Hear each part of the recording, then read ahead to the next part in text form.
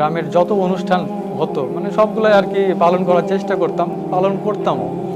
তো এই মতো অবস্থায় ইসলাম ধর্ম গ্রহণ করার পর আমি ওইগুলো থেকে ফিরে আসছি। একটা সময় পরিবার হয়তো হালকা বুঝতেছে যে একটা সময় এত কিছু পালন করতো এখন করে না, তো সন্দেহ করতো। তো একটা সময় হলো কি, বাড়ি থেকে বলতো যে পূজা কর, আজকে সন্ধ্যার সময় তুই পূজা কর। তো জাস্ট মায়েরা হয়তো বাইরে কাজ করছে, আমি দরজা লাগাই দিয়ে পূজা না করে রুমের ভিতরে বসে থাকতাম। একটা সময় হতো কি যে আমাকে বলতো প্রসাদ খা, আমি প্রসাদটা মুখে নিয়ে হয়তো চিবাচ্ছি, বাসার বাইরে গিয়ে ফেলে আসলাম, আবার বাসার বাইরে থেকে অজু করে আসলাম। এভাবে আমার চলতে থাকে প্রায় 3টা মাস। একটা সময় দেখলাম যে আমার অজু করতেও যেন মানে খুব ভালো লাগছে। ওই সময় আমি মানে দিনের বেলা তো ওখানে নামাজ পড়ার কোনো সুযোগ নেই বাসায়, আর আমাদের মানে গ্রামটা হচ্ছে প্রায় অর্ধেক হিন্দু, ওখানে যে কারোর সঙ্গে শেয়ার করবো সেই মানে সাহসটা পর্যন্ত আমি পাইনি। তো একটা সময় কি করতাম, বাসায় যখন সবাই ঘুমিয়ে যেত তখন আমি এশার নামাজটা অন্তত পড়তাম।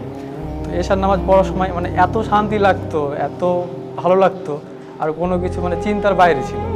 আমার রুমে জানালাটা খোলা আছে, আমি এশার নামাজ পড়ছি, এশার নামাজ তাসাউদের বৈঠকে বসে আছি, সালাম ফিরালাম। এই সময় জানালা দিয়ে আমার মামাতো ভাই উঁকি মারতেছে, আমাকে বলছে তুই কি করছিস? আমি বলছি এই তো না কিছু না, মাথা ব্যথা করছে তাই বসে আছি। তো মানে ও বলছে যে বসে আছিস তো এইভাবে বসে আছিস কেন? এইভাবে তো বসে থাকা মানে এটা মুসলিমরা বসে থাকে। ও জাস্ট সন্দেহ করলাম, ওকে সন্দেহ করলো কোনো রকমে। আমি ওকে বুঝালাম যে 3 মাস ছিলাম একমাত্র কারণ হচ্ছে আমার বোনের বিয়ে, কারণ আমি যে ইসলাম ধর্ম গ্রহণ করেছি এই কারণে যে আমার ফ্যামিলির ক্ষতি হয়ে যাবে, মানে এই কথাটা চিন্তা ভাবনা করতে আমার মানে কেমন যেন একটা লাগতো। তো ছিলাম, বোনের বিয়ে হলো।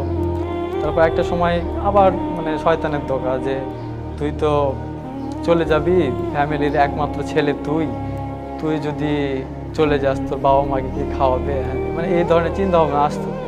কোথায় যাব আমার চিন্তা ভাবনা নাই, চিন্তা ভাবনা ছাড়াই বাসার থেকে বের হয়ে গেলাম। বাসার থেকে বের হয়ে প্রায় রাত 2টার দিকে আমি গাবতলিতে বাস থেকে নেমে মানে ফুটপাতে বসে আছি।